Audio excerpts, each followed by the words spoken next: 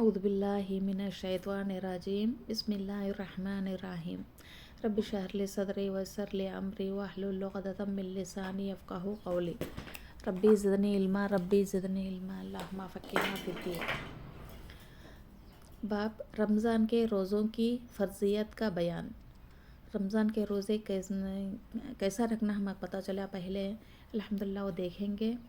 ہم سے کتابہ ابن سعید نے بیان کیا، ان سے اسماعیل ابن جعفر نے بیان کیا، ان سے ابو سہل نے، اور ان سے ان کے والد مالک نے، اور ان سے طلحہ ابن عبید اللہ رضی اللہ عنہ نے، ایک عربی پریشان حال بال بکھرے ہوئے رسول اللہ صلی اللہ علیہ وسلم کی خدمت میں حاضر ہوا۔ اب ابھی حضرت طلحہ نے کو یہ سب کیا راوی ایک سے دوسرے تک یہ حدیث پہنچتی آئی، اور بعد میں انہوں نے آپ صلی اللہ علیہ وسلم سے کے پاس قریب تھے اس وقت ایک عربی پریشان حال اور بال بکھرے ہوئے رسول اللہ صلی اللہ علیہ وسلم کی خدمت میں حاضر ہوا۔ اس نے پوچھا، یعنی وہ عربی نے آپ صلی اللہ علیہ وسلم سے سوال کیا، یا رسول اللہ صلی اللہ علیہ وسلم بتائے مجھ پر اللہ تعالیٰ نے کتنی نمازیں فرض کی ہیں؟ بتائے آپ مجھ پر اللہ تعالیٰ نے کتنی نمازیں فرض کی؟ انہوں نے سوال کیا اس عربی نے۔ آپ صلی اللہ علیہ وسلم نے فرمائے 5 وقت کی نمازیں، تجھ پر 5 وقت کی نمازیں فرض ہیں، یعنی صبح، ظہر، عصر، مغرب، عشاء، اور یہ 5 وقت کی نمازیں فرض ہیں۔ اور یہ بات ہے کہ تم اپنی طرف سے نفل پڑھ لو، یعنی اپنی طرف سے نفل یا سنت پڑھنا چاہتے ہو تو پڑھ سکتے ہیں۔ پھر اس نے کہا، بتائیے اللہ تعالیٰ نے مجھ پر روزے کتنے فرض کیے ہیں؟ پھر نماز کے بارے میں آپ صلی اللہ علیہ وسلم نے بتایا 5 وقت کی نماز فرض ہے، اگر تم چاہے تو نفل بھی پڑھ سکتے ہیں۔ اس کے بعد میں اس شخص نے کیا پوچھا، مجھ پر اللہ تعالیٰ نے کتنے روزے فرض کیے ہیں؟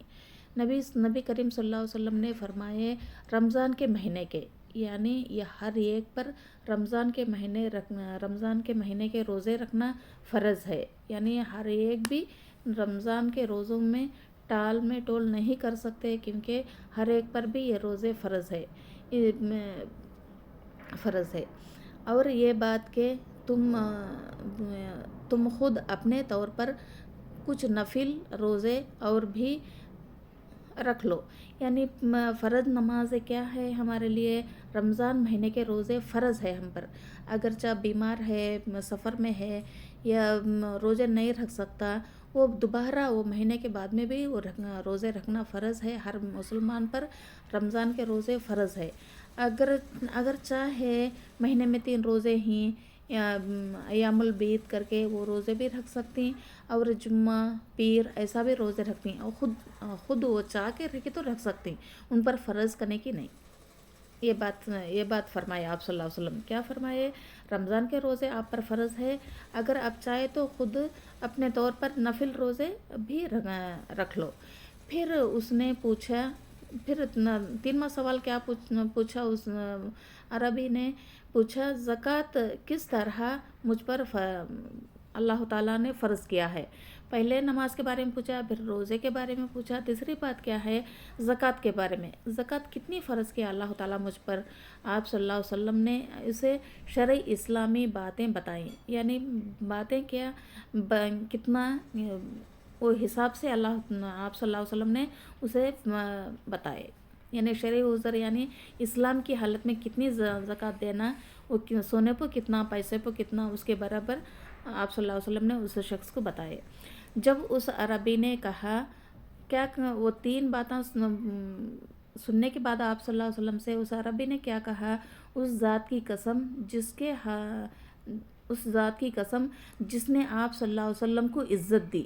اس ذات کی قسم کو تو کیا، اللہ کی قسم کرنے کا، اللہ کی قسم اس نے آپ صلی اللہ علیہ وسلم کو عزت دی، نہ میں اس میں سے جو کچھ اللہ تعالیٰ نے مجھ پر فرض کیا ہے کچھ بڑھاؤں گا اور نہ گھٹاؤں گا۔ اب یہ 3 چیزیں اللہ تعالیٰ نے مجھ پر فرض کیا کر آپ صلی اللہ علیہ وسلم نے بتائے، نہ اس پر زیادہ کروں گا، نہ اس پر نہ اس میں سے کم کروں گا. انہوں نے ایسا کیا اس عربی نے. رسول اللہ صلی اللہ اس بات پر رسول اللہ صلی اللہ علیہ وسلم نے کیا کہا؟ اس پر رسول اللہ صلی اللہ علیہ وسلم نے فرمائے اگر اس شخص نے سچ کہا ہو تو یہ مراد اس کو پہنچے. یعنی آپ صلی اللہ علیہ وسلم نے وہ بات سن کر اس آدمی سے کیا فرمائے کہ اگر سچ کہا ہے تو جنت میں جائے گا. اگر اس شخص نے سچ کہا ہے تو جنت میں جائے گا. الحمدللہ. دیکھو تب کے زمانے کے لوگ یعنی ہم پر نماز کیسی طرح پڑھنا ہے، زکوٰۃ کس طرح دینا ہے، اور کتنے روزے فرض ہیں، یہ سب آپ صلی اللہ علیہ وسلم کر پوچھ کر معلوم کرنے کے بعد میں اس پہ قائم رہتے رہیں. ایسا ہی ہمیں اللہ تعالیٰ سے دعا کرنا کہ آنے والے رمضان میں انشاءاللہ اللہ تعالیٰ ہم سب کو روزہ رکھنے کی توفیق عطا فرمائے. الحمدللہ. اللہ سے دعا کرنا کہ اللہ تعالیٰ ہم سے کوئی کوتاہی نہ ہو، نہ روزے چھوٹ نہ جائے ہم سے. الحمدللہ. ہمیں ثابت قدمی رہنا ہے. ہمیں کو آپ صلی اللہ علیہ وسلم صحیح بخاری حدیث نمبر 1891 اس میں یہ حدیث بیان ہوئی ہے. الحمدللہ. اللہ تعالیٰ بہترین ہمیں کو 3 مسئلے اس میں واضح کر دیا. اللہ سبحانہ و تعالیٰ آپ صلی اللہ علیہ وسلم کے ذریعے اللہ تعالیٰ کا شکر ادا کرتے ہوئے آپ صلی اللہ علیہ وسلم پر درود بھیجتے ہوئے اللہم صلی علی محمد و علی آل محمد وبارک وسلم. سبحان اللہم انی اعوذ بک من